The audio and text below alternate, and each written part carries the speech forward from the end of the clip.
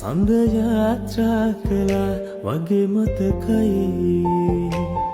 ඔබේ නේත්‍රාවලින් මට පවසයි හැම මාත්‍රාවටම හිත සැනසේ අපේ ආශ්‍රයේ සත්වෙනි දවසයි තව සහස් කලක් මේ දුර යන්න සිත් නහස් ගැබි තරුවක් වෙන්න ඔබ මහලද පින් ඇතිය සිතන්න අපේ සෙනෙහස පරමලක් නොවන්න අපේ සෙනෙහස පරමලක් නොවන්න